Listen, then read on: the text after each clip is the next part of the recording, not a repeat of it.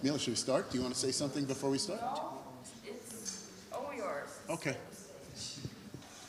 Good morning. Nice to see everybody. This is going to be a really interesting discussion. My name's Josh Rabinovitz. I'm a music supervisor, producer for mainly advertising, but other mediums. I've been doing this for about 25, 26 years. I'm really happy to be here in Sofia with this great panel, and I'll have them introduce themselves in a minute. I am not a gamer, but I am someone who works and produces all types of music: classical music, orchestral music, jazz music, pop music, rock music, ska, etc. And I'm really excited about what we're going to talk about. Interestingly, in my research, I learned a new term that I wanted to share with everybody. It's called ludomusicology, which is, I just want to read you the definition because it's really interesting. Here it is. Where is it? That's somewhere. The study of video game music is referred to as ludomusicology. This term takes into consideration the anthropological, psychological, cultural, societal, economic, and musicological aspects of music used in video games. So that's kind of what this is, a ludomusicological discussion. So thank you for coming, and I'd like each of you please to introduce yourselves. Grab a mic if you can. Just briefly, in 30 seconds or less, tell us a little bit about yourself. And of course, we have somebody very important here who you probably all know. Hello everyone, thank you so much for being here. It's a tremendous pleasure to be here with you guys. And first of all, I'd like to say thank you to the organizers of the conference. And literally a few minutes ago, I was sharing with the guys here how happy I feel that something like this is happening with in my country, Bulgaria. That now we are, following the main trend, and we realize the importance and the impact of the video game industry and the music for interactive media in particular. So thank you so much for being here with us, and I hope we're going to have some nice time together. If you have any questions, please don't hesitate to shoot. Maestro, minister. Oh. Hi, my name is Nayden Todorov. I'm a musician, gamer, or I used to be a computer gamer for many, many, many years. Now I'm a real-life gamer for the moment. So I'm very happy to be here because I think this subject is quite interesting and quite important for the future. I always thought computer gaming is fun, one of the reasons because of the music. And at the same time, for a long time I thought, how can we take the music out of the computer game and make it special for itself?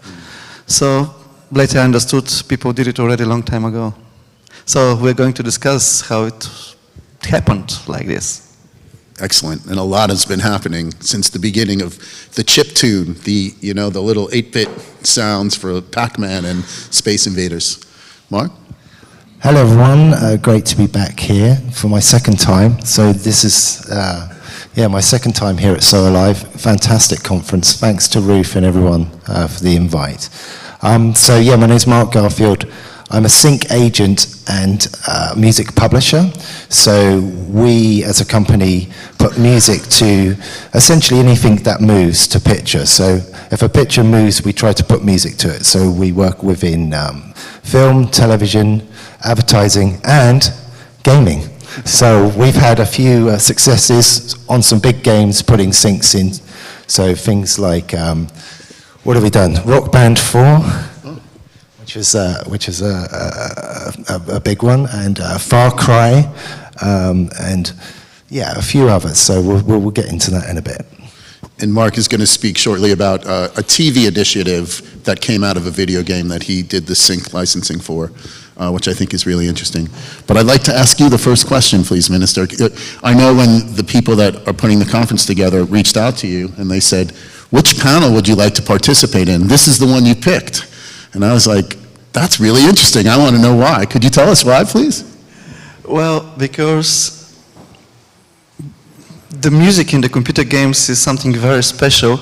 I have to say, during the years I played so many games, I found out, I thought later about it actually, that when I choose areas in the game where I want to go to make the quests and all this stuff, when I'm choosing it, one of the reasons I'm choosing certain area is actually the music that is sounding during the game. And when I realized this, I understood that actually there is much more in the music in the computer games that we think. One other thing, and it's one of the main reasons I decided that this is very interesting for me because I want to get the psychology behind it, is that we spoke with friends some time ago about having concerts with music of computer games. You know, this is already something today that's done in the world. But when we spoke about this, we spoke with many gamers. And we found out that actually they don't want to go to a concert. Because the gamer is not necessarily a social person. He wants to sit in the front of the screen and play games, not to go with other people in the hall. So we decided we're not going to do so many concerts with computer games, music. And at the first time we decided to take the risk, it turned out that actually they lied to us. So when we do concerts with music of computer games, the hall is of course full. And you know maybe the story that 20 years ago when was the first concert at all in the United States, LL Philharmonic, with music of computer games, the full Disney hall was sold out in one day. So that's what I want to understand. How come that the people who play games don't want to have connections with people, don't want to go social life and all this stuff, and then they see the concert with the music and they go there with all other people. Yeah. That's an amazing phenomenon. It's beautiful. I just need to add something that makes me happy, every single word that you just said. And I wanted to say that this is one of the main reasons that I decided to compose music for video games in the first place. And the reason the people, I believe, love going in the concert halls is because this is their way to relive their beautiful moments, those experiences, because we as human beings are prone to remember important moments in our lives and connect those with the music that was playing at the same time. I believe that you would agree with this one. It's pretty much the same with the video games. When you play a video game, especially if it's a story-driven one, you experience deep and strong emotions. And you connect yourself with the music that is playing at that times. And the best way for you to relive those beautiful moments and to once again excite yourself is to go to the concert hall and listen to the music from your beloved video games. And this is why I feel so very happy that the music nowadays from video games is crossing those boundaries and it's serving like, you know, as a magnet to the young people to go to concert halls and to listen live symphonic music, something that they would otherwise might not do. Yeah, that's a very good point. I was wondering, as a composer that composes for this medium, what's your process and what's the collaboration like? Can you go into it a little bit in detail so people can understand it from your point of view? Well, I'm lucky enough to be well connected with the game development team that I usually work with, because very early in my career I realized that the best way to compose the music and to make sure that the music is going to be implemented and used the way it's meant to be was not only to develop myself as a composer, but also as a music director, because the music director is taking care not only about the direction of the music, but also of the music implementation. And I know what I know you understand what I'm saying, is because it's one thing to compose a beautiful music and completely different thing to edit and to implement this music to the picture or the project it's meant to be. And early in my career, I realized that the best way for me to make sure that the music is going to be used the way it was envisioned in the first place was to develop myself also as a music director. And going back to your question, I'm involved in the music production from the very start with the game development teams that I work. Currently, I'm very happy to work with the company called Larian Studios. I'm the music director and composer of this company. The driving force behind the music is the conversations, the discussions with my fellow colleagues, my fellow directors, animators, writers, designers. We never stop brainstorming, discussing new ideas, and as a result, the music is being completely driven and inspired by the game itself. I believe that one of the most important things for a game, for a video game music, is to be driven and inspired by the game itself.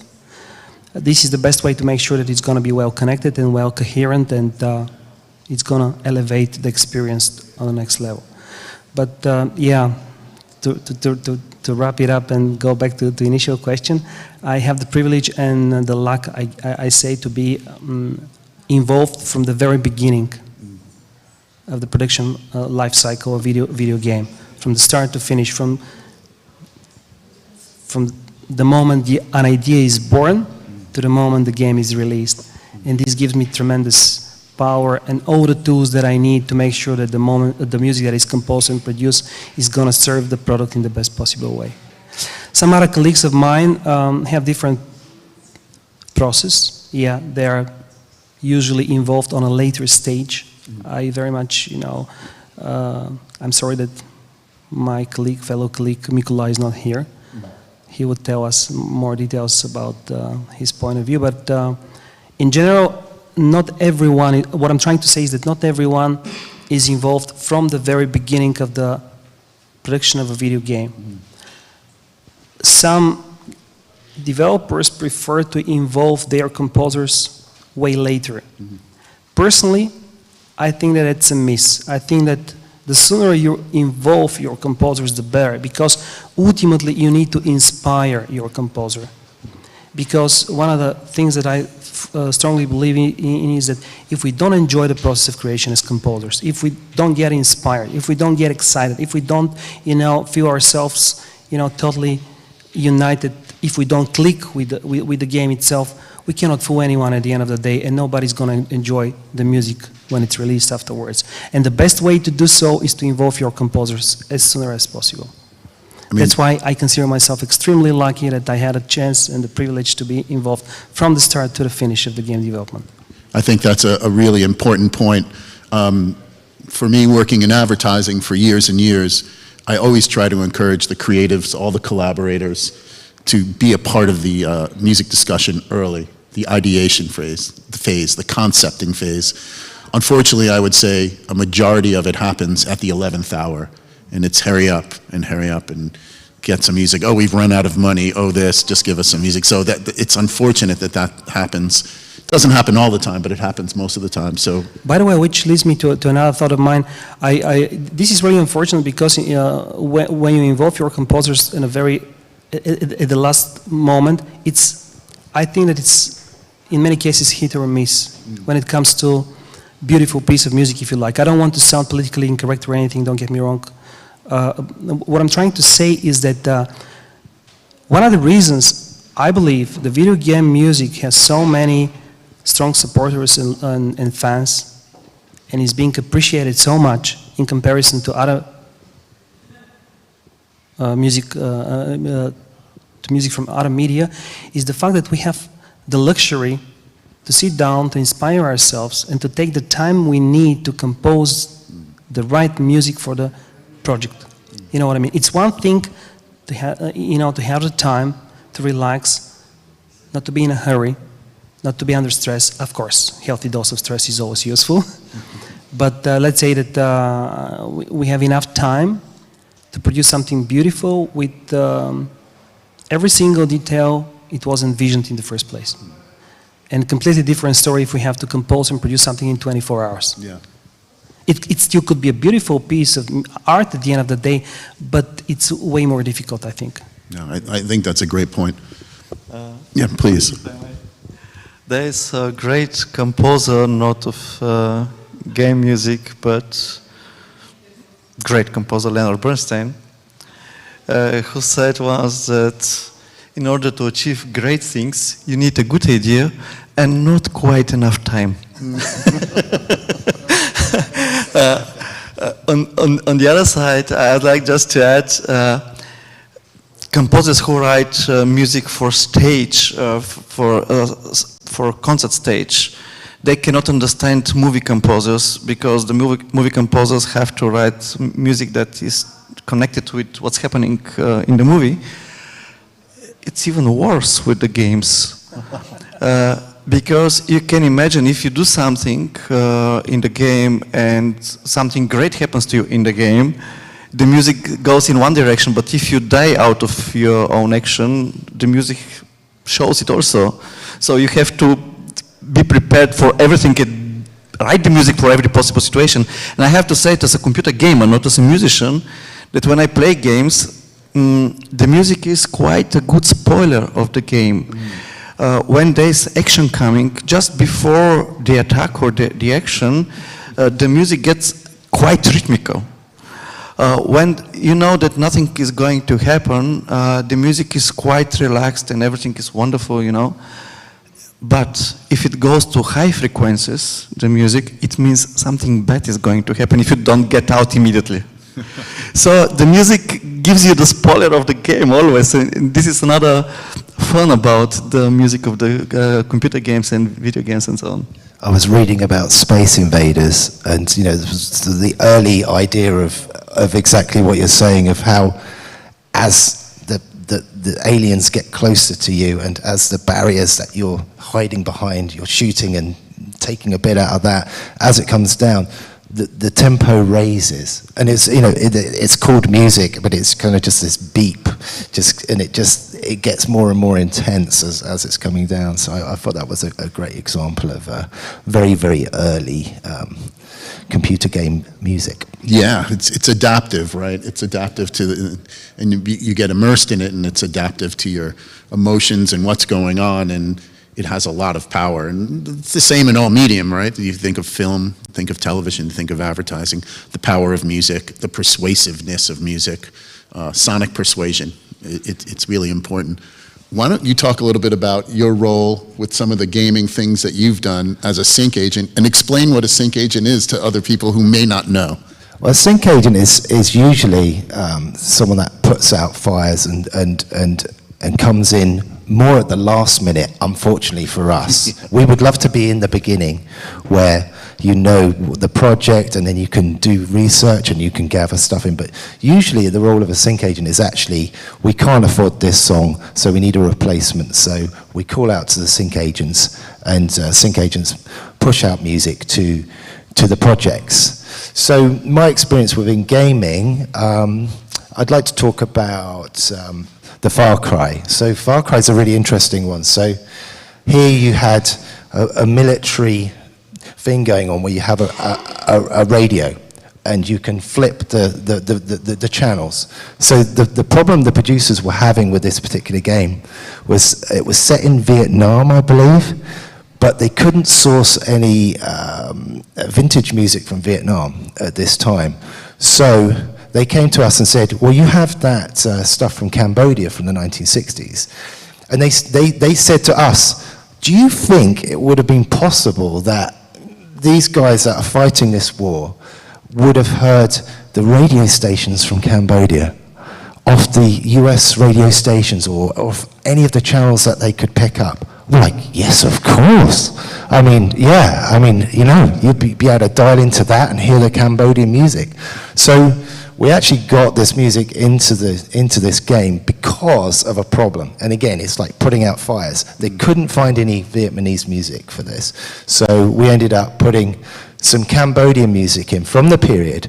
And it's kind of cool because it's like, yeah, if you're going across borders and you're dialing the thing in, it's like, oh, hang on, we're on the Cambodian station. There we are. So that was an example of that. Just recently, we've just done an incredible project, which is just picked up some awards, which is really very exciting. So it's a project called Fallout, which is a huge game, and it's a very well-respected game within the gaming community. But what we were involved with was a television show which they made from the game, which is a really interesting process. And as far as I know, the gaming community really embraced this version of their, you know, beloved game. And it's very true to the game, and the fans really liked it, and they really got behind it. So in this case, again, it was vintage music. We had some 1950s music, kind of a bit alt country, Patsy Cline type of music. which, again, with the backdrop of the show, really works well in a kind of juxtaposition. It kind of shouldn't be there because you're in this sort of futuristic world and you've got this old music going on. And that worked very well. I mean, the power of juxtaposition is incredible. One of my favorite directors is Martin Scorsese, and he's a genius at juxtaposing a violent scene with beautiful music. And you're just like, why am I feeling this way? I shouldn't be feeling this way. Who are some of the people that you deal with when you are putting together something for Fallout? And are there music supervisors involved? Yeah, there's music supervisors that are kind of at the top of that show, but then they also have assistants that work with them. So the assistants are kind of underneath, and they'll be gathering in. So they'll be kind of we'll be on the face to them in terms of, we're looking for this. Can you send us some music from this period or this type of mood? So then we go to our library of a catalogue of music, and we make a selection and go, right, here you are. And so our control is that's as much control as we have. We don't go any further than that. We're blind. We're not looking at the pictures a lot of the time. Very, very rarely do we actually see the visuals, which is a crazy thing. So and again, you guys are there, you're looking, if you're scoring a movie, you're going to be scoring to the picture. If you're scoring a game, you're going to see the thing, and it's like, okay, at this point, the baddies are coming in, we need to get the adrenaline going, so, you've got to get those 16th notes going on those violins, or whatever techniques you use to pump it up. But us, we're totally blind, which is a real dark art of trying to guess what the producers, the music supervisors are after. The dark art of sync licensing. Very dark.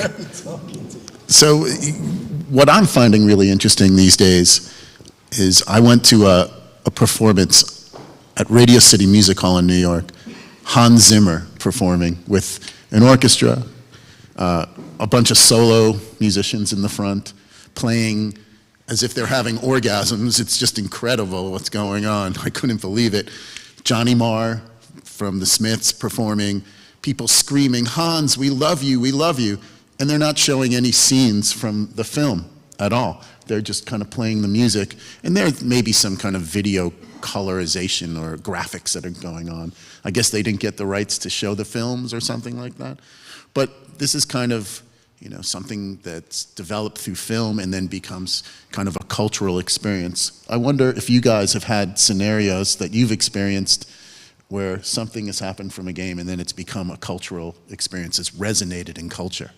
It's in the game music, it's in the movie music. Should I start with John Williams? I don't know. But the funny thing is that those composers who write for games, for movies, when they decide to write for the concert stage, actually they write great music. They write great music because in the so-called classical music field, since the beginning of the 20th century, quite a lot of things happened, and the music went to another direction, from emotional to intellectual. So most composers who write only for the concert stage, they write music that you have to think about it, how it's made, why is it made like this. And actually the main reason of the existence of the music is lost somewhere. Then those composers who write in order to make you feel something during playing the game or during watching the movie, when they use their technique in the concert stage, you feel it. I mean, I heard it from many people in the halls that this is the modern classical music. This is the classical music of today. The music of composers who write music for movies or for computer games. By the way, this means you have to write music for Sofia Philharmonic now. And just a year ago, we had a concert for cello by Danny Elfman here in Sofia. It was amazing. I mean, the audience exploded. At the same time, I have to say, I love this type of music, and I always love to conduct it. And I have every year concerts with such music. But when it happened that I have to conduct the music in the real movie and with live orchestra, it turned out not to be so easy. Because, I mean, it's written like it's something is interpreted, but actually it shouldn't be. Because if you put any interpretation there, you're lost in the track. You're totally in another scene, playing the wrong music for it. So it means a lot of discipline for the composers, a lot of discipline for the performers to write this type of music. At the same time, I know already crossover. For us, it means crossover usually means crossing different genres. And this is maybe the same. I love the games of the Old Republic, Star Wars, which is crossover from the movies. So many gamers I spoke with who play the Old Republic say that actually the content of the game is boring since a long time, but they still play it because of the music. Huh. So, and when they hear it, they have that feeling, you know? So, oh, that is it, we have to do it, I have to play it. And sometimes, not lately, unfortunately, but when I used to have free time, I went to play games, and in a moment when my earphones were broken, and my wife at home said, okay, now I need quiet here, so I decided to play the game without the sound. I can play it for 5 minutes, no more. I mean, it really gets boring. So it means the music is much more than we expected in the games. So it gives you that push in the feelings. It really does. It's significant for sure. I must say that I'm pleasantly surprised by Mr. Todorov. I had absolutely no idea that we were going to have such a pleasant discussion, by the way. Thank you. I mean, and especially the comparison that you did between the emotional and intelligent music. I think that there, you know, my way is always get emotional. I believe that the only way to excite somebody is to experience it yourself first. And that's why my way of composing music, and you know, I'm not saying it's a good or bad or anything. I'm happy that we have the community that we have, but I never start composing music before I feel it, before I get excited, before, you know, I get emotional, and that's why I do it in a different way, of course. But I can have discussions with my fellow colleagues. I can read a book. I can watch a movie. I can play the game. Drink whiskey or not. Yeah, anyway. But long story short, the moment I get excited myself, this is the moment I would grab my guitar and start playing, singing, and this will be the moment when the new piece of music will be born. And I think that it has something to do with the way that people experience the very same music, even when it's fully produced, orchestrated, recorded. The essence of it, the emotion of it, is totally, you know, carved into the DNA of the music itself.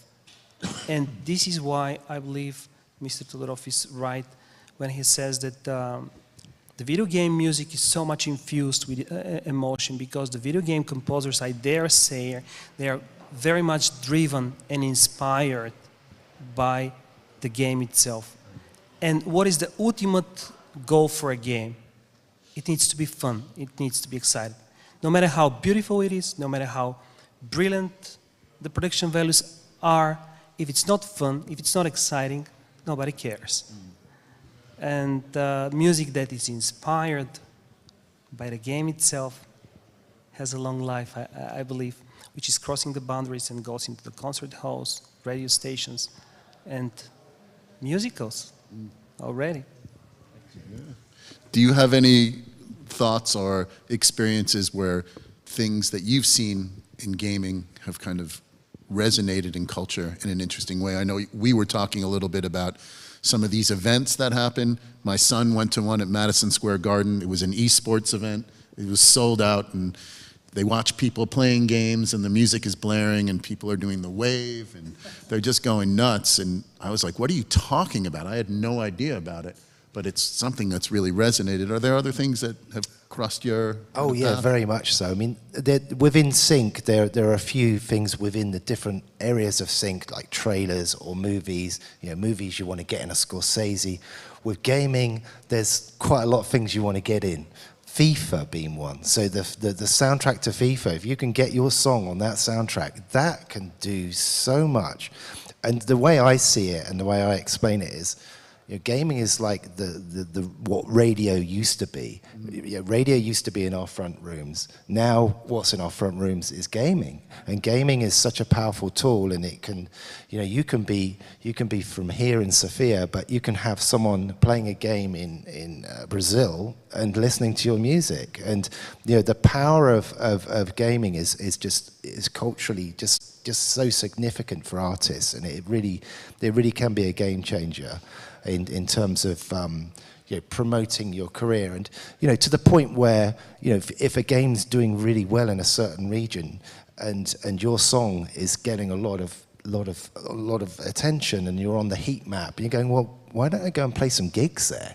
You know, it's like, right, okay, I'm off to Rio, because, you know, on the heat map of where your listenership is, and so it's that powerful in terms of what it can do. Absolutely. Music discovery happens through so many different forms of media, for film, television, gaming, advertising, MySpace. So many people have been discovered through it. They've monetized. You get money before, right, that you get paid a fee, a creative fee, then you get paid royalties. Sometimes it's a buyout and things like that. But it's a phenomenal way for music discovery. I mean, that's the only drag really with gaming. It's the only downside is there's no royalties, so to speak. It's pretty much a buyout in terms. Yeah, so you're not going to be gaining royalties. But as I say, the other benefits, the additional benefits to it can be huge in terms of, yeah, I'll go and play some gigs. I know for major label deals, sometimes they do ask for Grand Theft Auto 3 or 4 that they have a small percentage of the royalty, and it's slivers of pennies, just like with Spotify, but actually it can build up because there are so many different units that are sold.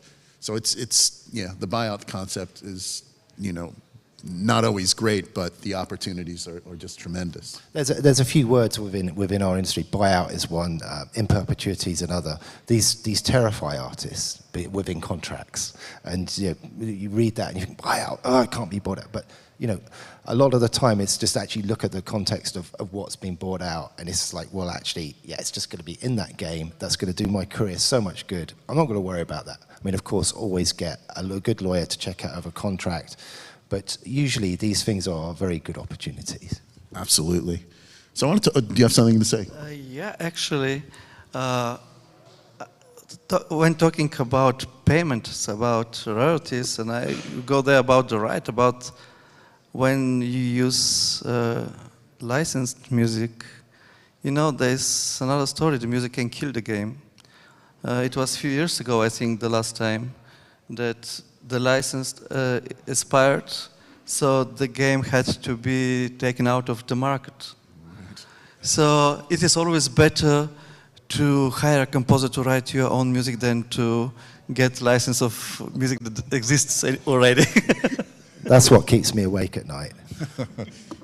No, that's a really interesting phenomenon. I know that's happened with television, where somebody will license, before there were all these new mediums like Netflix and Amazon Prime, et cetera, they'd license something for TV, for cinema, DVD release, but because they couldn't predict streaming, that wasn't the case, and something was licensed, and then when it went to streaming, the artist that had licensed the music was like, no, I don't want it to be part of streaming. So a new theme song becomes part of the show, and it's a complete disconnect. And we're starting to see universe in contracts, so it's not just the world. The universe is there, so we're going to Mars with this. There you go. So I had a question about technology, and obviously gaming has advanced so much over the years, just because of the tech developments, the immersive quality, the adaptable quality, the musical quality. But how has technology affected kind of the musical approach? Do you guys have an opinion on that? Personally, I'm very excited about the technologies nowadays because they give us complete freedom to do whatever we like. And I'm designing the music systems myself, this gives me the chance to go wild, pretty much, because nowadays I don't have to worry how the music is going to be implemented. For example, 20 years ago, when I produce a good piece of music, we sit down and we work with musicians and go to the recording studio and everything. We are very satisfied with the result, but then we wonder, is it really possible to implement this piece of music the way it was produced? I mean, without, butchering it, so to say. Nowadays, it's a really different story. We have such a powerful software tools in our hands that basically you can implement anything any way you like. I'm not going to make advertisement of the contemporary tools that are being used for implementation of video game music, but the only thing that I can tell you is that the sky is the limit. Let me give you a few examples that I use in my work. In a moment, we are pretty much able to make an orchestral music modulate in real time, depending on the player's decisions and actions. It's a really powerful thing. I believe you'd agree with me. It feels like it's being written on the spot here for you to reflect your own very decisions and actions. And I'm not talking about electronic music, tufta, tufta beat, something that could easily be, snapped to a beat or anything. I'm talking about full-blown, beautiful, sweeping orchestration in music. The tools are so powerful nowadays that we can easily, and yeah, I mean it, easily implement a music or orchestra, full-blown symphonic music that modulates in real time, changes key, changes tempo, anything. And it feels like you're listening to your own symphony, which is a reflection of your own actions and the way you prefer to approach the game. So this is how far we went. And it's absolutely mind-blowing and very exciting. To the point that we're talking with my fellow colleagues, so what's next? I mean, it's so powerful nowadays. So maybe we're going to explore a completely different direction next time. I don't really know, but maybe you have a hidden question about the future of video game music. But going back to your question, the tools nowadays are extremely powerful. And in a single line, they can give you the chance to implement the music in a way that it totally feels like it's being written for you here on the spot, to reflect your own story. Very powerful. And thinking about it, and thinking what it was 40 years ago, well, it's actually 50, but 50 years ago I wasn't interested in games or in anything. The classical music needed time since the 17th century until today to achieve something. And the music in the video games did this in a few decades. And if you think about the games in the 80s, most of them use it up to 3 tones. I mean, for the full game, 3 tones. What is it today? And it's known that I said it just before we started about this Magic Orchestra in Japan, which is orchestra is it's a group playing electronic sounds for the games. And maybe I should say this, the classical music started in Europe and now it's everywhere in the world. The popular music and the way we know it today started in the United States, so we should be thankful to them for that. But thinking about the game music as a genre, maybe we should thank to the Japanese, because it's there where everything exploded 4 decades ago. As a parallel to that, I mean, something that we get asked for is, it's not a genre, but it kind of is. Like, do you have any Mario Brothers music? So we all know what that means. It's kind of 8-bit sound. It sounds like you're in a computer arcade game in the 1980s.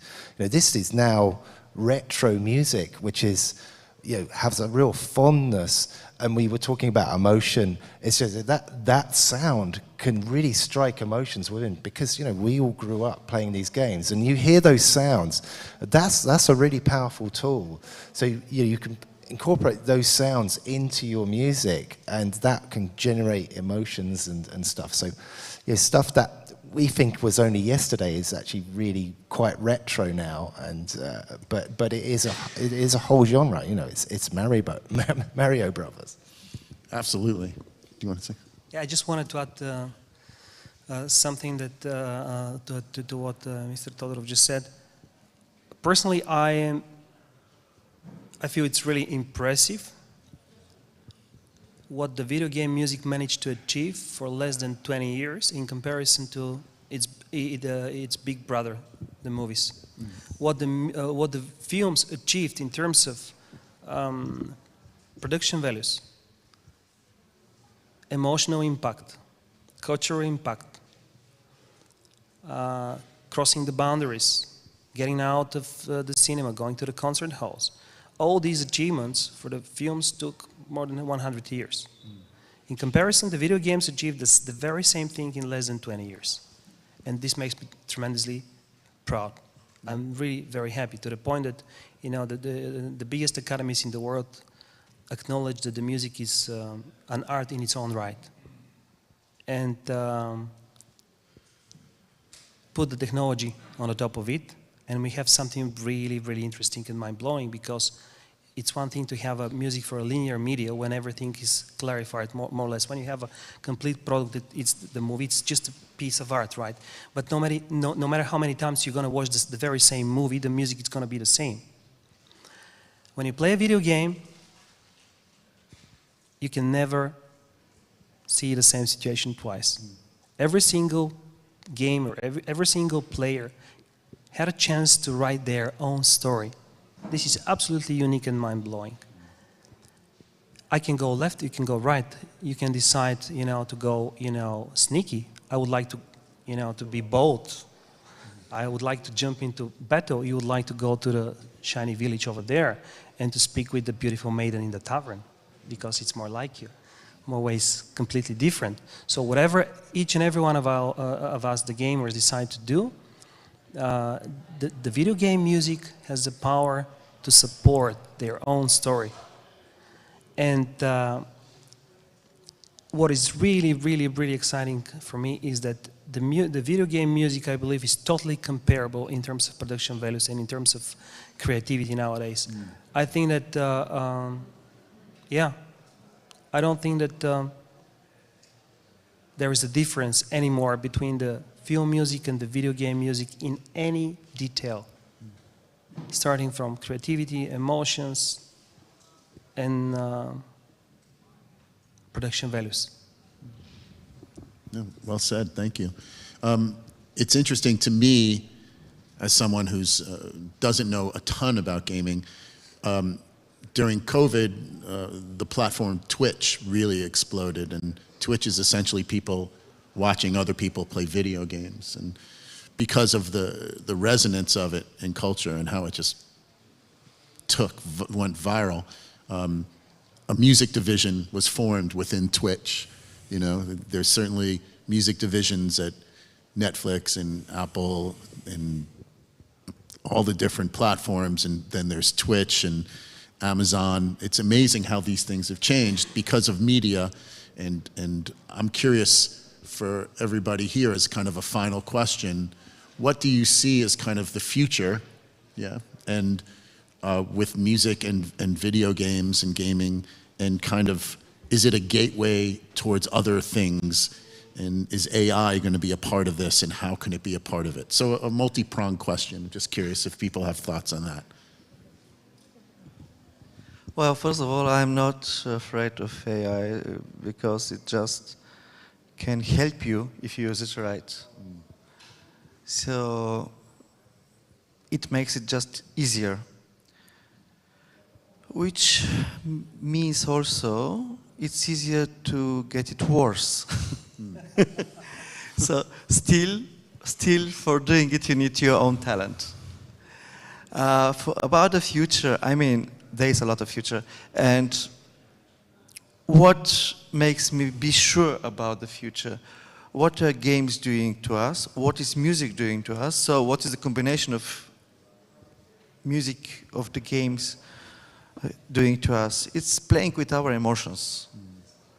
And so far we have our emotions, it has future. And when we lose our emotions, let's say then the AI won the game. So we're not going to be humans anymore. So there is a lot of future for that, my own opinion. Yeah, very nice. Mark, you have any thoughts? Not really. I think it's just exciting, and we were chatting, Bobby, just before about this is more on the AI side about how I find, or I believe that AI can be a really, really exciting tool for musicians and composers to go, okay, well, I've written this, but now let me get the AI to I'm going to put a few prompts in and I'm going to get it to write it something completely different. And then that can put you as a composer in a completely different space. So I think creatively it's really, really exciting. For people that don't know anything about orchestra, suddenly can be the next Hans Zimmer in many ways, but they might come from like a hip hop or a trap background and they might start merging that. So I think the hybrid of what AI can bring us and that collaboration as a tool is going to be really, really exciting. Of course, legally has to be sorted out, and you can't just go and use it at the moment because we don't know who owns it. So we're a little bit not quite ready for all of this. But in your case, Bobby, you can use it as a tool. You can get some demos, and then you can go and rewrite that stuff yourself as something that you never thought of, which will put you into a whole new space for the future. And I think that's very exciting. Absolutely. When it comes to the future, I think that there are different directions we can explore. We can try maybe to get new input values for the adaptive music to work. This is the first thing that comes to my mind when I think about it. Nowadays, the adaptive music is directly connected with your actions, the way you control the game, basically with your keyboard, controller, mouse, whatever the console you are using, but ultimately your decisions and actions are a result of you controlling the game physically. How about the other way around, if there are new sensors of some sort that can measure your pulse, that can measure your heartbeat? How about getting these values, new values and ways as an input to the adaptive music in the video game? That would be really exciting, because that's why I couldn't agree more with you when you're telling that no matter the direction we are going for in the future, for me the most important thing is that we keep the emotion, the human emotion. I believe that the emotion is what makes us human. And AI could be a really powerful tool in terms of production values, in terms of speeding up the process, if you like, in terms of exploring different arrangements. With a click of a button, I can easily hear the same piece of tune that I composed in 5 different styles, being jazz, being orchestral, reggae, rock and roll, or whatever. But ultimately, I believe that you're absolutely right. No matter what we do in the future, we should make sure that the emotion stays alive, because this is what makes us human, and this is what makes the music exciting. If we lose the emotion in music as a result of the AI or something else, we're done. It's no longer be music. It's going to be a background noise of some sort that, just filling the frequencies. But again, I believe that you're also right when you say that if we lose it in a clever way, if we embrace the technology, if we allow the technology to improve our production life cycle, to give us speed, new ways of exploring directions, this is going to also help us a lot. At the end, yes, we need to make sure that the humans and their emotions stay alive. I mean, drummers were terrified when the drum machine came in. And they really were. But look what happened. They didn't use it as a drum machine. They used it as another tool. You know, so bands like Roxy Music and bands like this, you know, use a good those example. early drum machines as a really good tool. So it actually wasn't used what it was meant to do, was just replace the drummer, but it enhanced those records. So. If you think about Phil Collins, Good old Phil. right, great drummer, and then he really took advantage of drum machines to By the way, have what- huge success.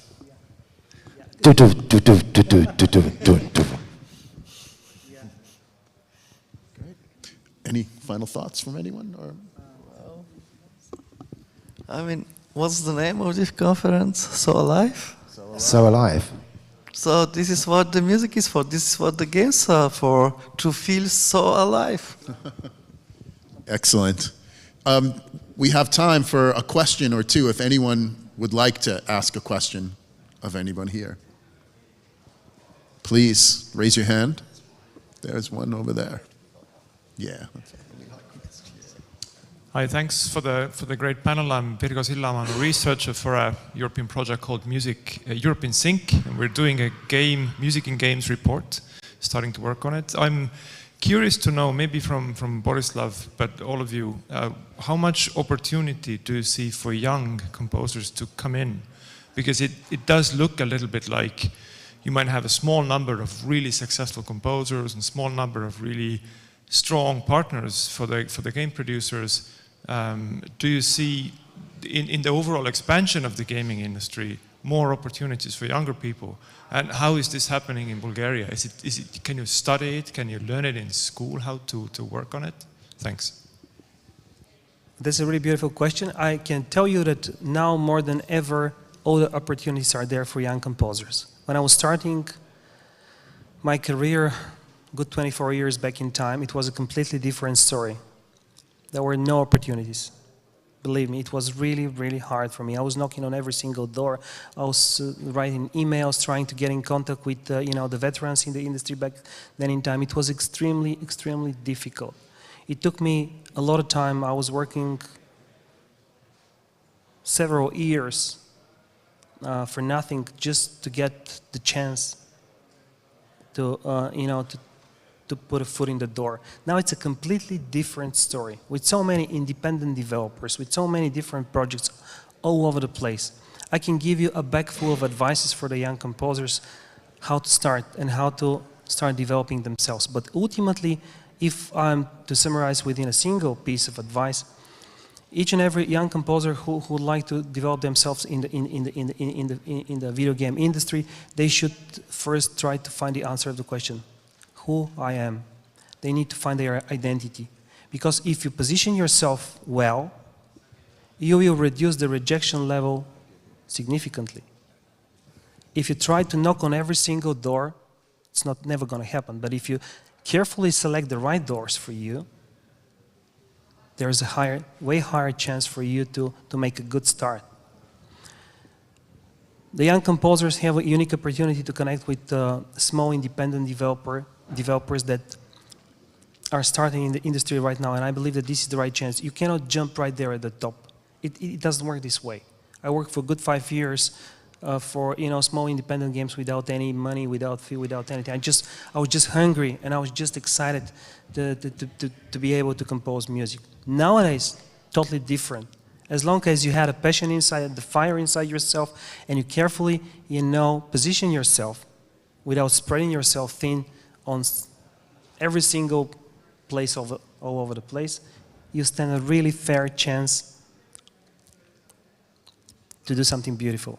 And last but definitely not least, the young composer should stay faithful to themselves. I believe that the world does not need another John Williams. The world does not need another Hans Zimmer. The world needs new young talents with their new identity and their music that is running through their hearts and therefore is exciting, fresh, new, and never heard before. This is what I think. Yeah. Well said. Can I just add something that I learned during my study? My teacher always said, it's much better bad original than a good copy. Yeah, couldn't agree more. You want to say? A good piece of advice I had when I graduated from my drum degree, we had a keynote speech from David Arnold, the composer who went on to do the James Bond stuff, and he said a very key thing was, the best contacts you'll have, and imagine we're in the graduation hall, is the people sat around you. And that's so true. It's like if young people are studying, the best people, rather than go try to get hold of this big producer or this big gaming company, is to get in with the people that you're studying with. So if you're a musician and there's a part of the college that's looking at gaming, go and work with those guys that are doing the gaming early on, because they could become the next David Arnold. And that's what he did. He said, my thing was, I was a composer, but then I was in with the film guy that became the big film director. So I think rather than look at the sort of the bigger picture, it's just like, look at the people that are around you and that's in your space and in your back garden, and just try to work with them and then grow with them. And then that can be something where you can really cherish and grow and get a leg up. I mean, that's certainly my philosophy. I've been a professor for almost 20 years, and I'm seeing courses that I teach become very popular: music curation and supervision in media, music in advertising, music in the media. And now there's a ton of gaming courses at major universities all over the world, including the Berklee School of Music, which is considered one of the great music schools in the United States, maybe globally. So I think there's a lot of opportunity to learn, but to engage with your fellow students, with your peers, with your comrades. It's just a great way of developing. So I think that's a good final thought. And thank you so much to this wonderful panel. Thank you, Minister.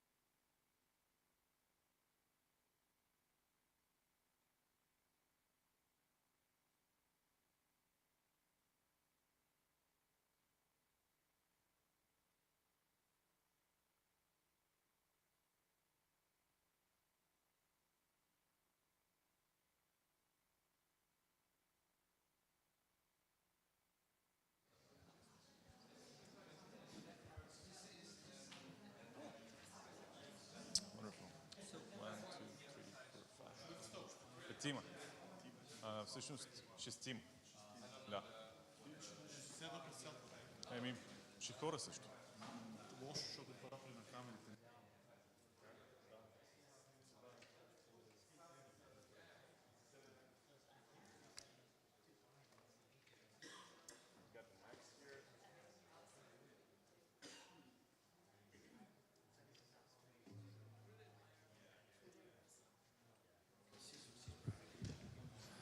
Hello, hello, hello.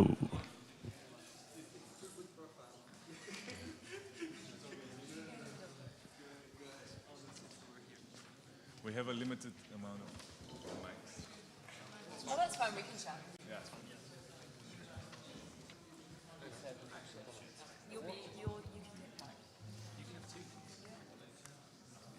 mine. All right. If everybody's seated and comfortable, I guess we can get this joint started.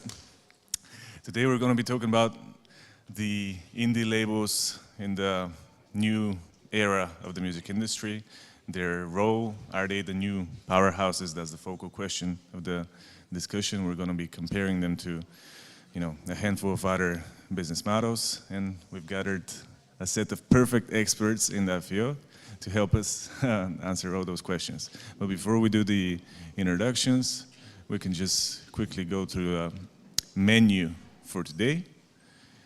So firstly, we're going to start with doing the introductions, right? Then we're going to be talking about the indie labels in the new music era. Then we're going to focus on direct-to-fan marketing strategies. So, talking about the approach that really makes the indie approach so special. And then the relationship between indie labels and the artists and how that differs and how more personalized it is and a lot more artist-centric. Then we're going to speculate about the future of it all, right? So where are we going to end up? What our estimations of the next 5 or 10 years are? And then, of course, we're going to do a Q&A. But we really want to turn that into a discussion, so feel free to ask whatever questions you might have. Interrupt us, shout at us whenever you wanna. The last part with the hiding your phones is not necessary because we were thinking of doing a listening session, but we decided to divert into the more business side of things eventually. So, yeah. Let's start with the introductions, and maybe we can start with Henry from Warp. Hello, I'm Henry Thomas from Warp Records, and I manage neighbouring rights collections for them directly at societies all around the world, including Profon here in Bulgaria. Hello, is this on? My name is Ellie, and I'm the director of international at Parson Records. So I've worked there for 7 years, actually, exactly yesterday, 7 years. And I used to be based in our London office, but I moved 4 years ago to Berlin and opened an office for the label in Germany. And I now kind of oversee our label operations outside of the UK and North America. Some of our artists we've got Ezra Collective and Laura Marling and our idols. We've got the whole Fela Kuti catalogue, PJ Harvey, among others. Hello, my name is Thomas Linkstedt from the German department of PIAS, the Belgium indie label. I'm a project manager for 6 years now at PIAS, was working for Universal Music and Brands before in Berlin. And I'm working international priority releases like Damon Albarn, Sophie, Arlo Parks, Black Pumas, editors, and our local signings at PIAS in Germany. Hi. Yeah, it works.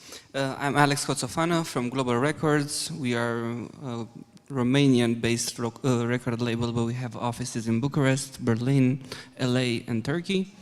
I'm the marketing manager for the label, and our biggest star, let's say, it's Ina, who is pretty big in Bulgaria as well. Yeah. Yeah, Alex actually also worked for, if I can share this, yeah, he also worked for Rotom Music, which is one of the top players, along with Global Records in Romania. So, yeah, a lot of expertise. Hi, I'm Thomas Luiker from Amsterdam. I work for a network music group, and I recently started overseeing the marketing team in Europe.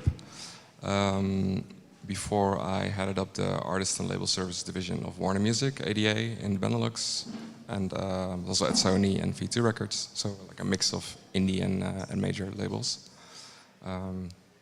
Yeah, that's me. Thank you so much. My name is Vasil.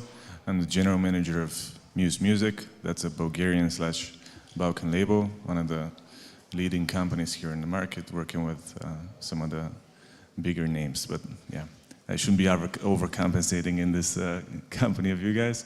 So yeah, we've gathered a great set of experts that are working for some of the bigger names within the indie industry. And the great thing about them as personalities is that they've also been through the major approach to things, right? So that's how we're gonna delve into this discussion. So the first question that I really want to ask you guys is about where do we draw the indie line? Because we want to start with some definitions. What constitutes an indie label? Is it just not being Warner, Sony, or Universal, or is it also based on approach? If I can go first. I think this, first and foremost, is based on approach and mentality. By definition, I think indie labels tend to move much more faster than majors, and their approach to promotions and the A&R mentality altogether tend to be more unique rather than a major whose most of the marketing is on the marketing side. Most of it, what it's doing is pushing ad budgets and stuff like that. And I don't think I know the conversation about ownership tends to diverge the crowd, but I think as long as the core people working there still have an indie mentality, it doesn't really matter how much stake a major company owns in PS or anything like this. And I think you can be one of the best examples to confirm or deny.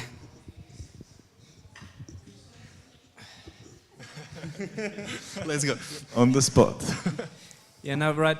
For me, it's also, even with the connection, Universal Music and PS that I won't comment, it's the approach, the indie approach, the mentality, the spirit of how we work projects and how we, as PS, are into music. And I can say this from my personal perspective. I was working for Universal Music before, and I'm now working for PS, and it's another mentality. It's less budget, but more passion, more creativity, more love for the music, and yeah, that's where I draw the line. Yeah, I would just echo everyone else and say also that it's definitely an approach, and I think at Partisan, one thing that we really value is also working with other independent companies. So, for instance, we've worked with PS for basically a decade now, another independent company, and we'll always try and work with like creatives and other marketing companies, digital marketing companies that are also independent. And I think it's kind of, yeah, I guess you're just like fostering that sort of independent community in the music industry. But then the other thing is, I think we also always try to invest in an artist for the long term. So like we've now done 5 Idols albums, and everything that we do with them is a decision that we make together, and we're investing in like not only Idols' career but in the future of the label as well. And I think it's that kind of like long-term approach for longevity that is also important.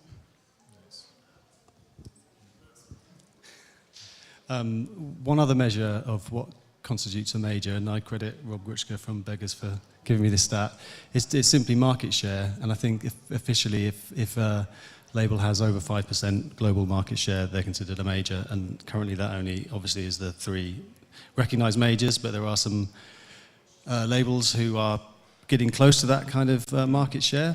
And I think in terms of the ethos, I totally agree with Ellie about the investment long term in talent with indies, but and indies can kind of be more agile by being small. But I think any company that becomes as huge as the current majors are is going to suffer from inertia and suffer from layers of hierarchy and bureaucracy. That's just what happens with big organizations.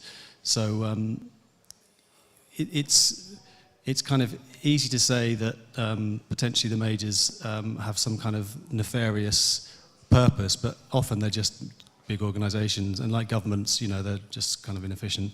Just to give a slightly different perspective. That's a great note to make. Yeah, what do I have to add to that? I think all has been said. I think for me personally, I think the passion that people have at the indies is just like, that's something I've not that seen before in that sense. And I think that's really valuable for artists as well, building a long-term relationship and yeah, not just going for the money and going for the hits, but really, yeah, building a sustainable long-term career.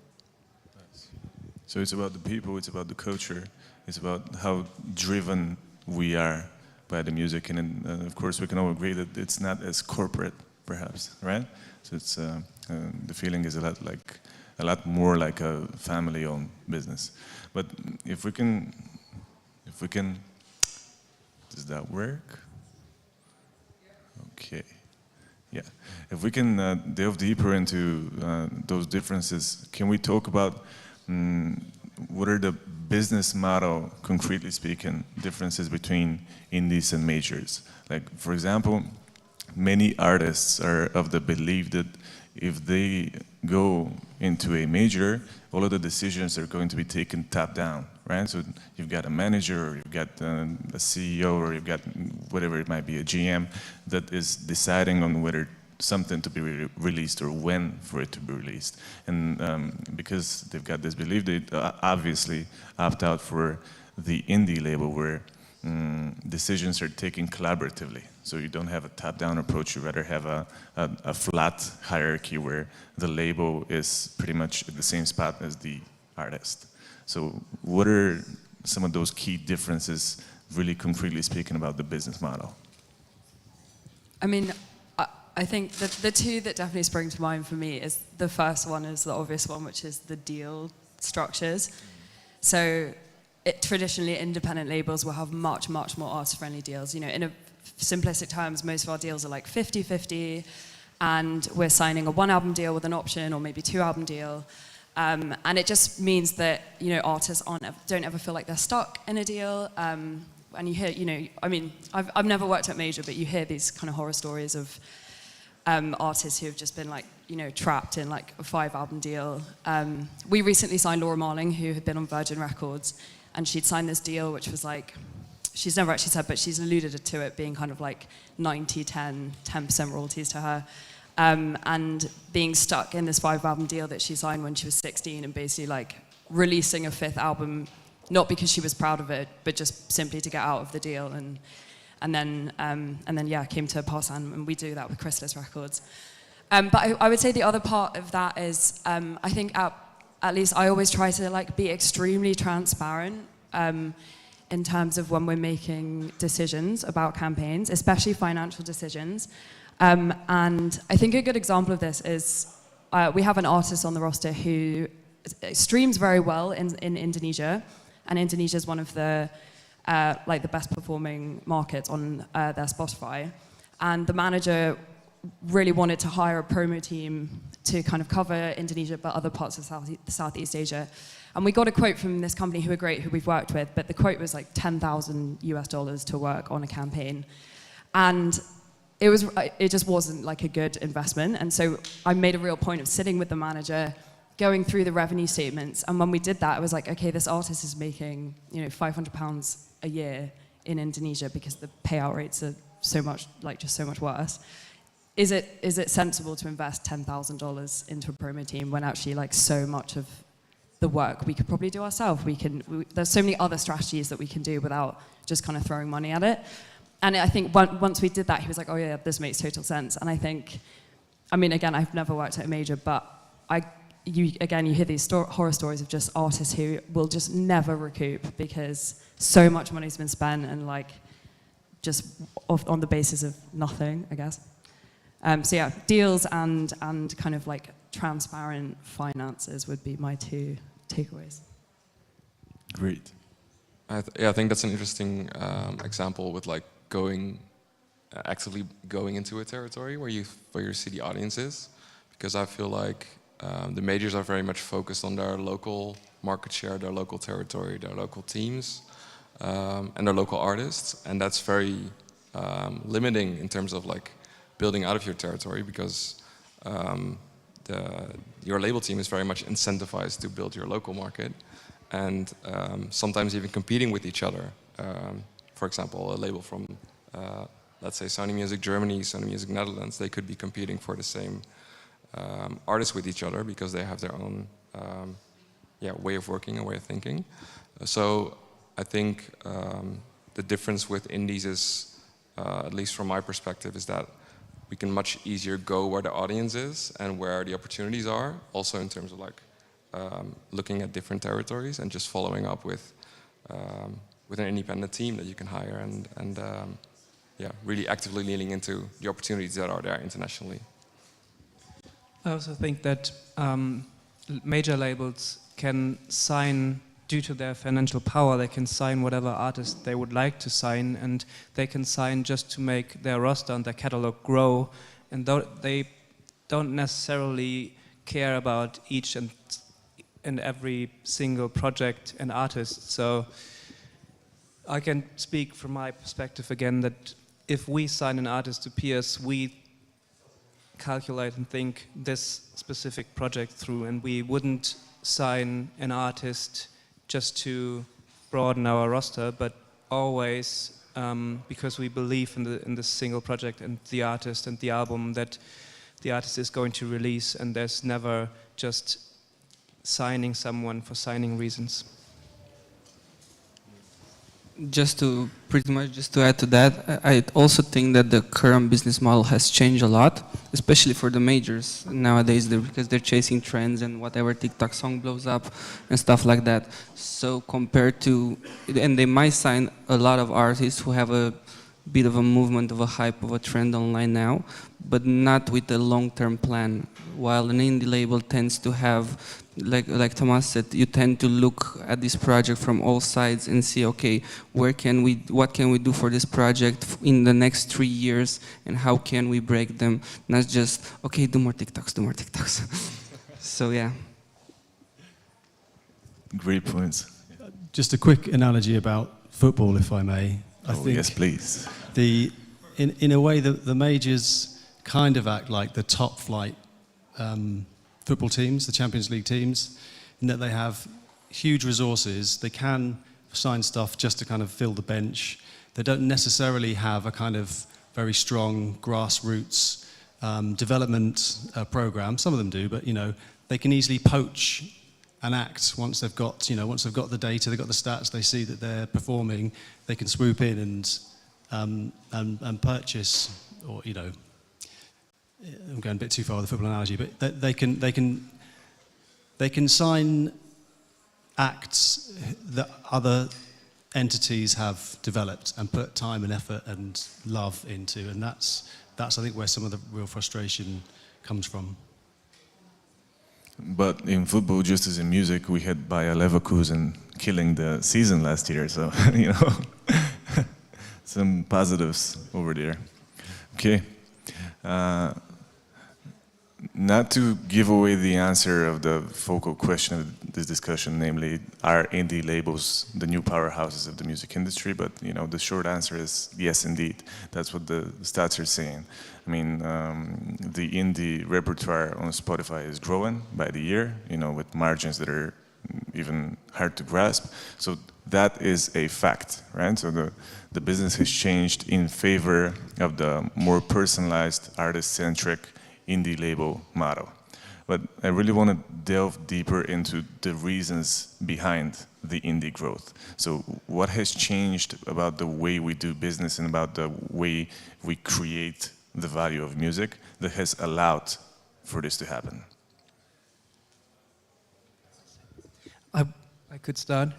I think there's just labels, major labels and indie labels are not the gatekeepers anymore to release and to promote music. Like even 20, 30 years ago, you needed to sign to a label to release your music physically and digitally, and now like artists can record music in their bedrooms and then release it on their own via digital distributor, and great music comes out of it. So it's the market share grew for indie music, but indie music is also DIY, self-released music via digital distributors. So it's very diverse and very different in between this indie music market share. So that changed. It's become way easier to release and promote your own music with the help of an indie label or just by yourself and the help of managements or promoters that you know or like friends. So basically the internet happened. Yeah, that is a thing, of course, but with that arose a challenge, right? Because now we have a lot more music being released all the time, so the competition must be a lot higher. And yeah, maybe we can talk about that as well, because before maybe it was harder to start, but once you started, it was easier to break.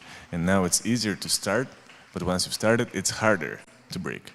So how do we navigate all of the competition? How do we get through the flooding of music? You know, we've all heard the numbers. What is it right now? 160K new songs a day? Is that the number? Something like this, yeah? A little from my perspective and what I keep telling to the acts I work with, everyone will tell you that talent and everything like that and social media and you have to post and everything. But consistency, I think, is key. Because people who tend to start a lot of them tend to get lost on the way because it's just something of a hype. I don't know, everyone, like in Romania 5 years ago, everyone was doing a trap song just for fun. But people who have been consistent, at least in the last 2 or 3 years, we've had acts breaking through who have been consistent for 4 or 5 years until they really reached their audience or they grew as an act and matured. So I think what people don't really take into consideration when they're giving advice to artists is just that consistency is key. You have to be present every day and do it, especially when you have like 2 fans and you're not on a rising wave. When you say consistency, I'm guessing that you also mean quantity, right? So you got to be. When you say consistency, I'm guessing that you also mean quantity. So you got to be frequent with your posting, with your releasing. Not necessarily. You should post and you should release as on your own schedule, because social media and Spotify tends to make you feel like you have to be present every day. The platforms can work for you, not just you working for them, as long as you have like your own schedule and you can be on your own time. You don't have to hurry just because you see everyone else doing, but it still needs to happen. You can't say that I'm putting out a song a year and I'm waiting for someone to discover me, because that's rarely gonna happen. And other than the lack of that many gatekeepers, what do you think has changed in order for this change to happen? In order for this movement to a more indie-centric world? Yeah, I also think like that with that democratization of music is that the indies could basically keep doing what they're doing, because I think essentially the indies have always been about like catering to either a niche audience or like a specific region, at least talking about the smaller ones. And I think like with the personalization of social media as well, it's really about finding your own community and being as authentic as possible to tap into the audience that wants that. And I think the majors are still trying to stick to their old recipe of like going for the masses. And I think that's the reason why indies like maintain as successful, but even get successful, because that is becoming more and more important. people indeed want to be treated and curated better, right? I mean, even with the rising of platforms like Patreon, which is, I'm guessing a direct competitor to YouTube in one way or another. We're just saying that, you know, nobody is falling for the mass product that often anymore. So the audience is a lot more demanding, right? But yeah, in any case, with that said, I want to divert to the exact ways of how you navigate that new world that we're living in, right? So we'd already established that it's a lot more music that is being released on a daily basis. The audience has become a lot more demanding. So how do we employ those, as we call them, direct-to-fan strategies in order to succeed? Well, I was gonna just share one strategy that we did on the most recent Idols campaign. Sorry, I feel like I've talked about Idols all the time. The most recent Idols campaign, which came out, the album came out in February this year, but we announced it in October last year. And basically, we wanted to put on a secret show in London, and the goal was that that Idols would play this secret show, no one would know about it, and the next morning, and we'd announce the album on that night as well, while they're on stage, basically. And then the next morning, everyone wakes up and there's like, oh my God, there's a new Idols album. There's a new that's been announced. There's a new Idols single. They played a show last night. Like all these people were there. I wasn't, you know, kind of like we wanted it to make it feel like if you weren't there, you're really missing out. And we were kind of experimenting with influencer marketing, and I really hate just even talking about influencer marketing. But for want of a better word, we were talking about like how can we kind of, you know, we were doing the show at Village Underground. There's only so many people that can be there. We're not announcing that it's happening. How can we like get this to spread as quickly as possible? And so we kind of like meticulously went through all of the bands, all the people who follow Idols on Instagram and on other social medias. And then also looked at who the band were following in terms of like celebrities. And then we crafted messages and we sent them from the band's Instagram account, like as direct messages to all these different people, being like, hey, we're playing a secret show at Village Underground like next week. Let us know if you want to come. We can add you to the guest list.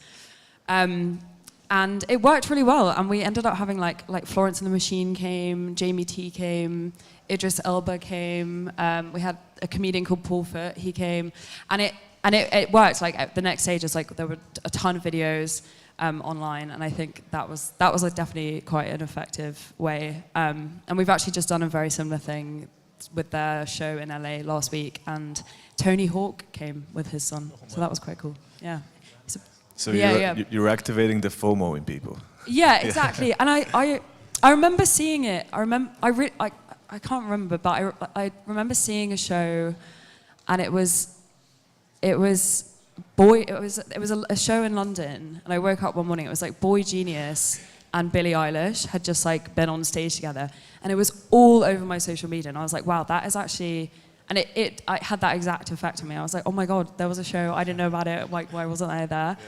And that was very much the idea of like, okay, let's do this for Idols, like how can we make it feel like really exciting, brand new album, like new creative, and the album's called Tank, so we build the show as the headliner was a band called Tank, and we put up some like fly posters around London, and we did actually see people online being like, who's this band Tank that no one's ever heard of that's headlining Village Underground? And it just so happened that there was an artist called Tank, and they have like 90 monthly listeners on Spotify, and so lucky them, they got a bunch of free marketing for us. Great. Thanks for sharing. Yeah, you mentioned the top-down communication at major labels, that like marketing managers at major labels like force a campaign strategy or force that kind of influencer marketing on a campaign just to make it grow and like put money in it and then make it fly digitally, and that sometimes doesn't make sense. And in the Idols case, it's just a perfect case of how an influencer campaign is authentic and real and not not just doesn't seem wrong. And we've got a lot of artists at Piers and all the connected labels that just doesn't feel the way of clowning on social media and just constantly talking to their audience and talk in ways that they don't feel well with. So it's on us to discuss with them on a daily basis almost ways to communicate with their fans that they feel and that is authentic to everyone. And one way could be to look who's following the band and look for influencers that are not bought but that are friends and fans of the band anyway, or things like newsletter marketing, because if artists don't feel social media bullshit, then maybe maybe newsletter marketing is the right thing to them, that they send, like Nick Cave is the perfect example for a newsletter king. Like, his newsletter is brilliant, and I don't know how many subscribers, but there's thousands of subscribers who get personal questions answered by Nick Cave.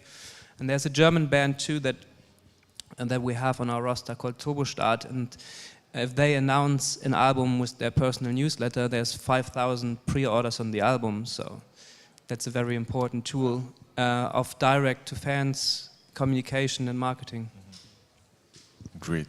Yeah, and I think that's very much also about like knowing where your fans are and understanding like what they want and how they're behaving. I think a recent example from my side is we recently released the album by Paris Paloma, and her fans were in this Discord server where she sometimes dropped in to also chat with them, and they were talking a lot about books. So then a colleague of mine had a brilliant idea to put a kind of a book trading shop next to the merch stand at live shows, and they ended up like queuing in line for hours just to like swap books with each other. I think that's a good example of like knowing your fans, knowing where they are, and like tapping into that interest directly. I really want to hear about Global as well. I'm not going to steal any strategies, I promise. No. We've actually been doing newsletter marketing for a year and a half too, and I think it's been great. It's been driving up pre-sales, it's been pre-saves and stuff like that.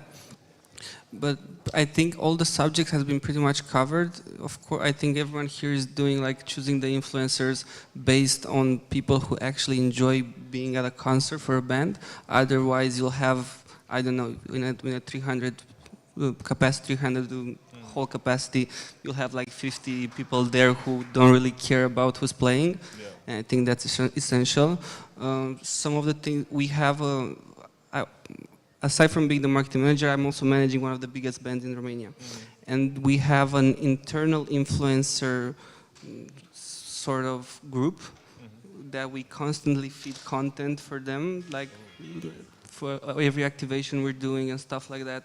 They're constantly the first to know about it, and they share everything on their socials, because the band is not that active, like it posts 2 times, 3 times a month.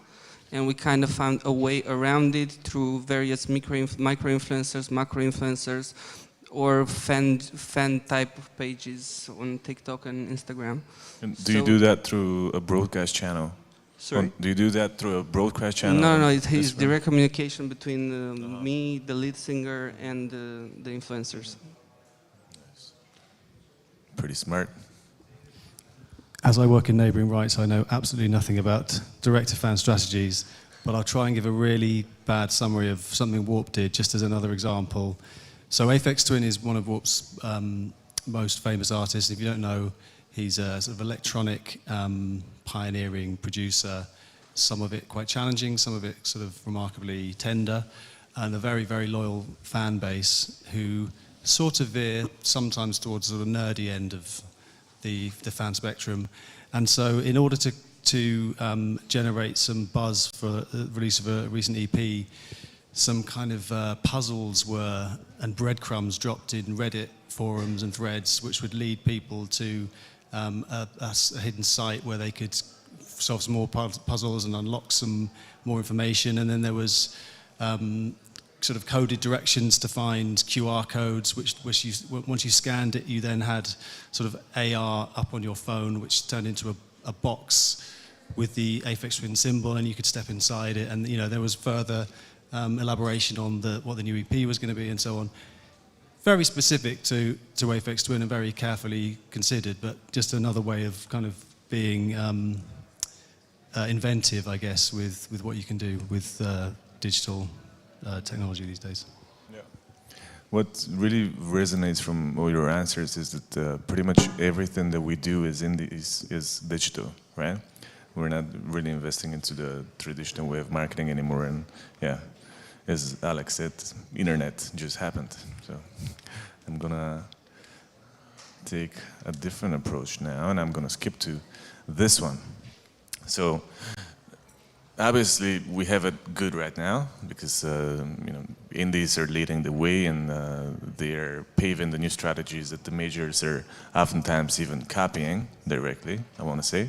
But on the negative side, what are the biggest challenges that an indie label faces?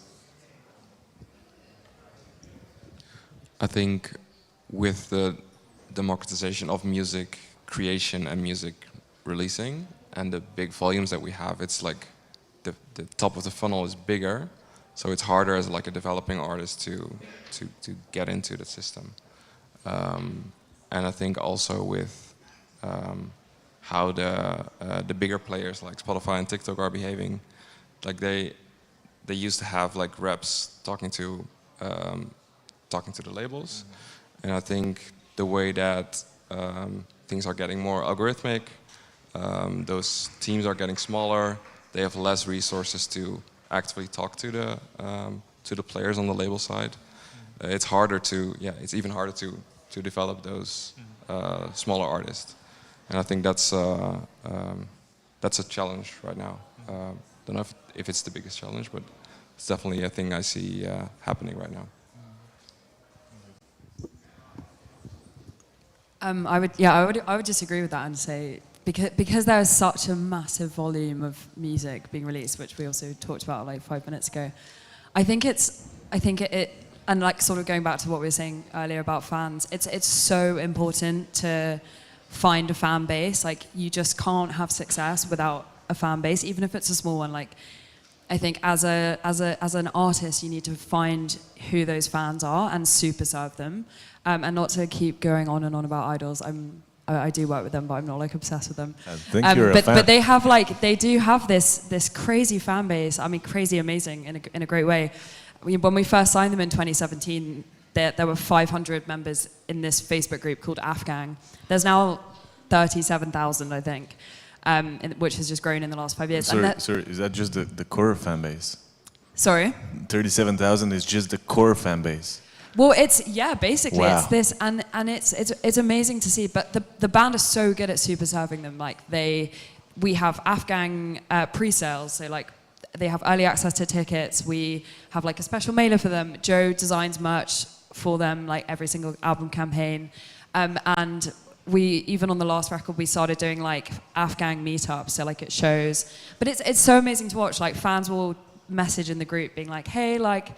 I got tickets to the Glasgow show, but like I don't know anyone in Glasgow, and then like 5 people will be like, you can stay at my house, like we're going to the show too, and people are like always giving tickets away for free or to charity and stuff. It's just like a really lovely space, but I think just fans are so important. And then from a label perspective, I think also, especially with the developing bands and the baby bands, it's like we can't hit everyone.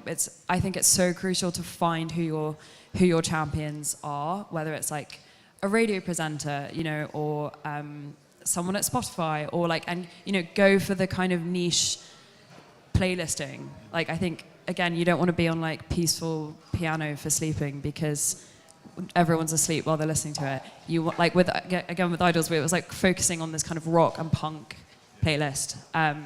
So yeah, finding your champions and really just nurturing and super serving a fan base is so important. And without that, it's a big challenge.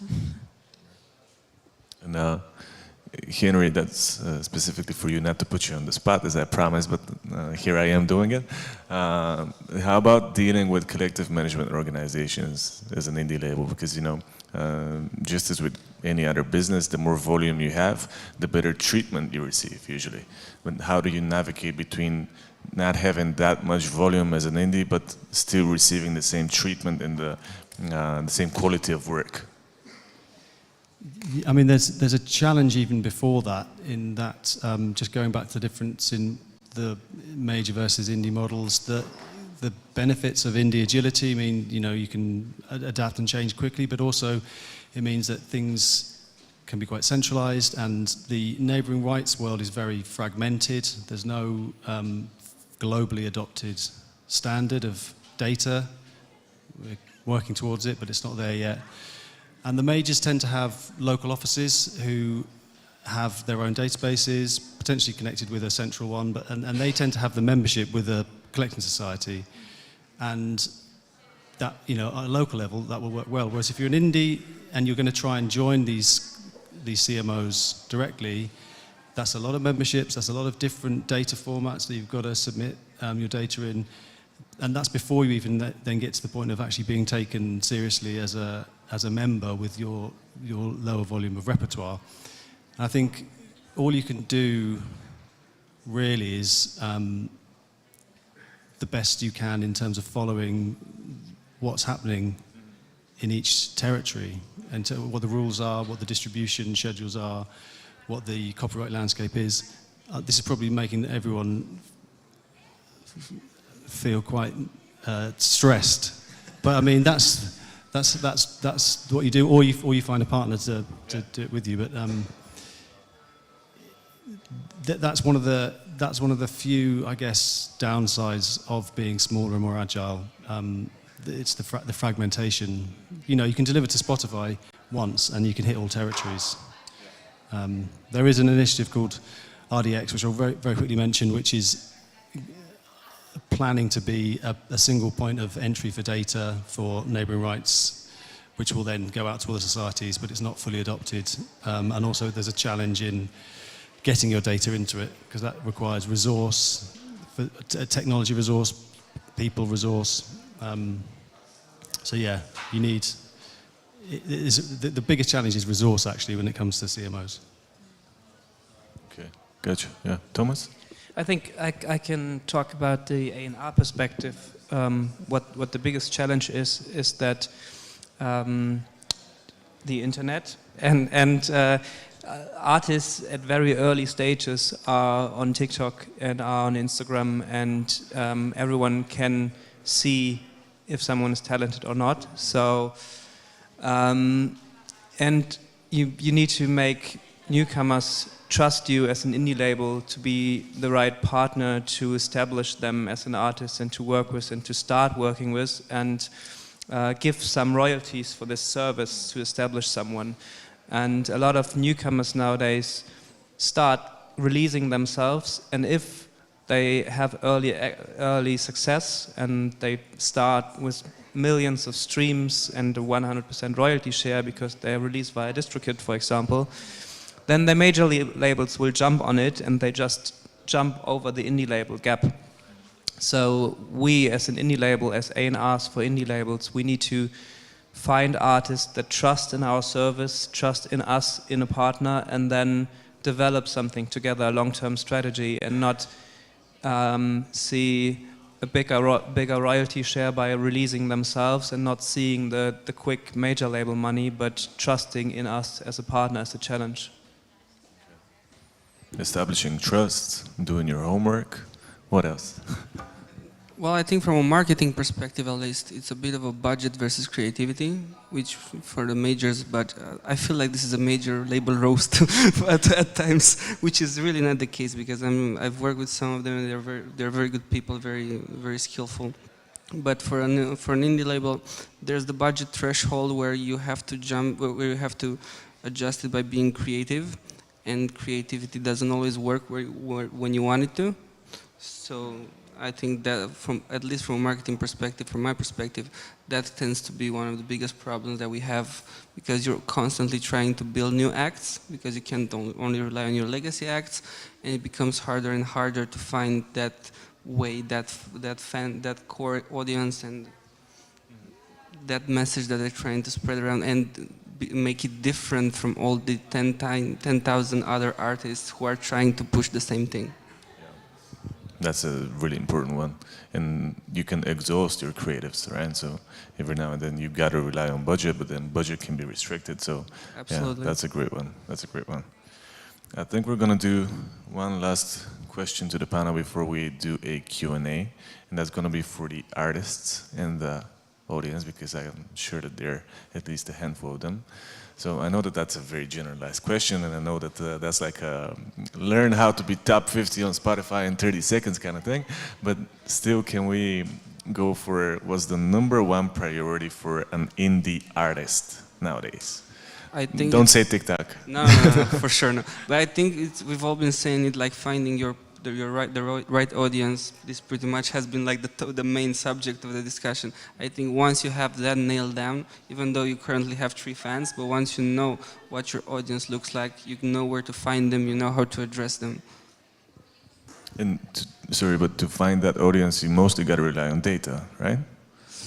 Not necessarily. It's like a behavior type of thing, because if you know like a certain individual, you kind of have the profile for the audience, like, so you'll know he'll be okay. If you're aiming for people over 30, you might find them on Facebook and stuff like that. This is very general. The target persona. Yeah. Okay.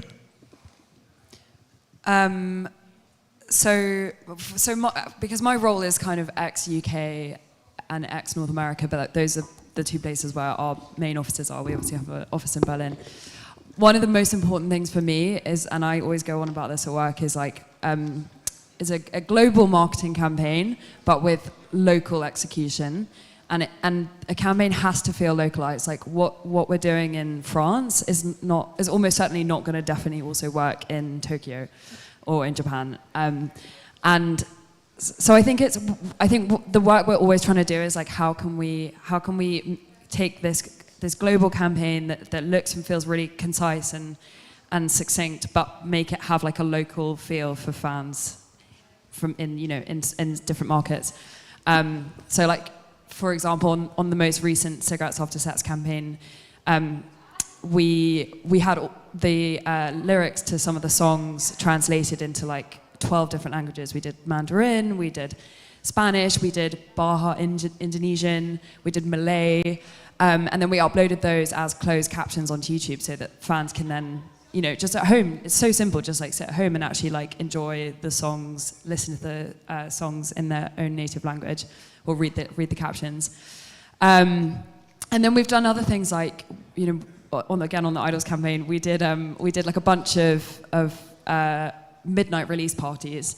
So we did Marillions in Madrid, and we worked with Tower in Tokyo, and like a bunch of record shops basically all over the world, and we got them to open up at like very late or close to midnight on the eve of the album release. We had this special glow-in-the-dark vinyl that you could only buy if you went to one of these parties.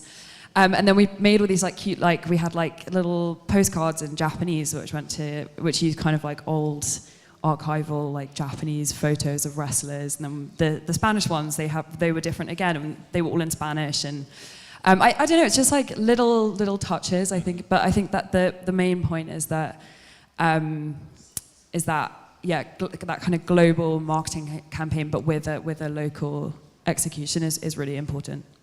Yeah, I think we can sum it up to catering to your audience, like, catering to it on a on a territorial approach, or at least on a specific like group level approach. Yeah. And actually, just one other thing I would say is really important, which we haven't really touched on too much, is visuals. Like, because everyone is living online right now, your campaign has to look as good as it sounds, and it's unfortunately it's not just about the music anymore. So I think we call it world building at Parsan, but it's like, okay, we get the masters delivered, but it's like, what is this world that how are we going to entice people to like live in this world with the record and the marketing and the shows and everything. Like it all has to fit together, and like otherwise, why would you want to be a part of it? Why would you care? Why would you buy a record? But I think you can probably all imagine the example I'm going to use. But Brat has been such a good, perfect example of that. It was like so simple. It fit with the narrative. Then they weren't like trying to tell too much of a story, but it was like Brat. Like you can't go anywhere without. Like I don't think there's a single person on earth who doesn't know that record, which is crazy. I think for indie artists, it's important to not give up if you believe in yourself and the music that you're doing, and not try to copy other people on social media or other people on other labels and try to sound or look or be the same as the successful artists. I've got one example of a German artist that we worked. She was a newcomer called Maribu. She was making German queer hyperpop music, and she was exhausted by posting on TikTok and on social media all the time. But then and she didn't know if German hyperpop has an audience at all. But then half through the campaign, Spotify started Hyperpop Germany playlist. We were pitching for all the different playlists for her music, and no playlist fit at all. And then Spotify started Hyperpop Germany, and there was like 5 songs of this artist in the playlist. So it was the right decision to stick to the music and to stick to her sound and not bend and not look to other artists, but believe in yourself, and then the big players will come and create a space for you because it feels important and the audience is growing. Some great points, honestly. Should we move on to the Q&A? How should we do this? Is somebody passing the mic around? Okay, wonderful. Thank you so much. Well, we're open to anything.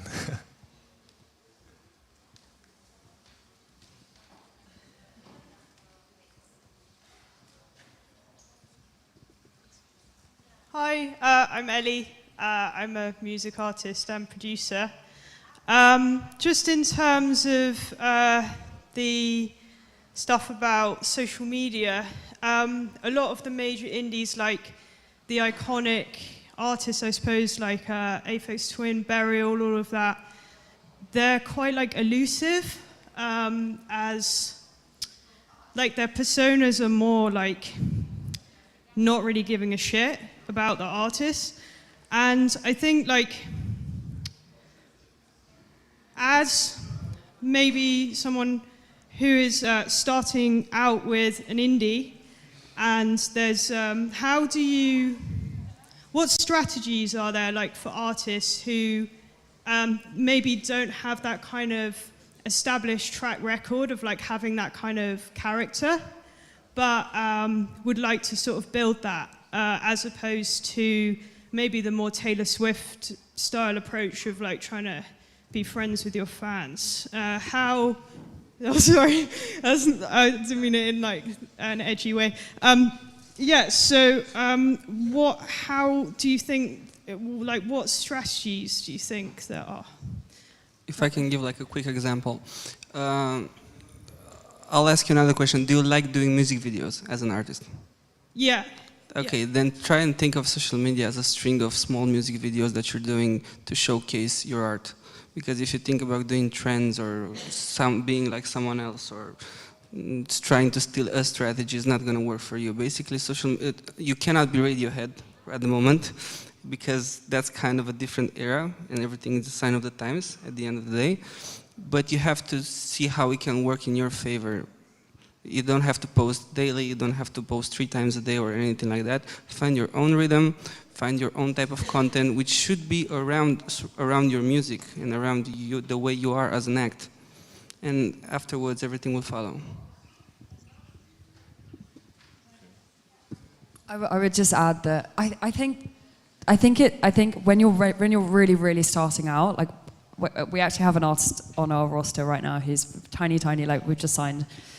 And and is exactly like that, like just is like, oh, but Aphex Twin never posts, so like why do I have to? And like I think there's to a certain degree there's a small element of like, I think you can, like an artist sort of almost has, I hope this doesn't sound too harsh, but like the artist almost has to kind of like earn the right to not have to post, if that makes sense. Like grow your audience to a certain size, and you can go back and delete all those posts and then just have this like kind of like persona of like never posting, because it is really cool. But I would just say, would you agree with this? Like Aphex is, so many of our artists like will use Aphex as an example, and it is like kind of 1 in a million, like in terms of like how massive he is and how he really doesn't post. But we have other artists, like Cigarettes After Sex is probably our biggest artist, and they in one whole album campaign will do 2 posts on social media. And again, like something in the algorithm, it works for them, and they can because their audience is big enough. But I would say when you're really starting out, kind of be open to posting a bit more, and then you can kind of dial it back in, I reckon. You still got to do the work, yeah. Yeah. Oh, sorry. Yeah, you still got to do the work. That's what I said. Yeah, I think so. Like you said, find your way of doing things. Like see it as a creative output in some way, and just be consistent, and then your audience will follow. Thank you. Next up.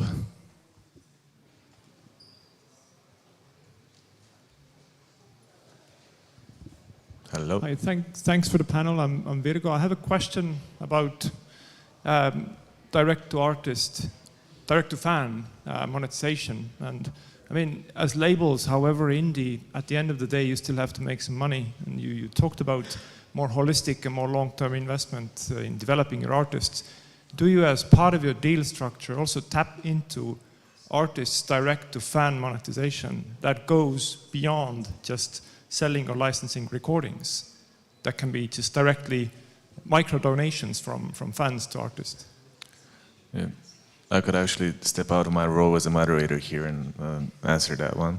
One of the biggest Bulgarian rappers that is signed to us, his name is Fighter. He is pretty big, but mostly because he is more than a rapper, he's also a social persona, right? So he's a propagandist of working out and taking care of yourself, taking care of your family. And then we decided to take this out of his artistic persona and put it on a Patreon channel where we started creating special, I would call them vlogs, where he shares very deep actual insights into how he lives in order to be able to be, a stand-up man in today's society. And of course, then you do a monetization model on this, and it's a tierization model rather, where you allow access to special fans for say $5, and then for $10 you also get to ask a question that can be answered in the next video. Then for $15 you can, I don't know, maybe get a chance to meet the guy, and you can play around with these as much as you want. But Patreon has been a key platform for us to be able to tap into the direct-to-fan monetization. Yeah, and then I want to say, like, based on your type of deal that you have with your label, you tap into that, monetization or not. Did you ask from a label perspective or from an artist perspective, or whatever? Yeah, yeah. Yeah, well, we do it, I don't know. How about you guys? So basically, it really depends on the deal. If it's a Patreon account or something like that, most of the times we don't do it unless it's an idea, we set it up and we discussed it with the artist beforehand. And it's never like, okay, I'm gonna have you do this Patreon so we can make more money or something like that.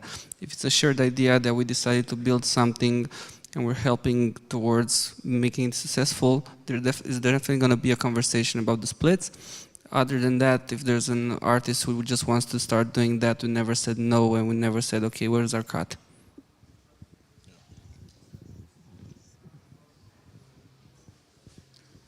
I think we've got time for one last question.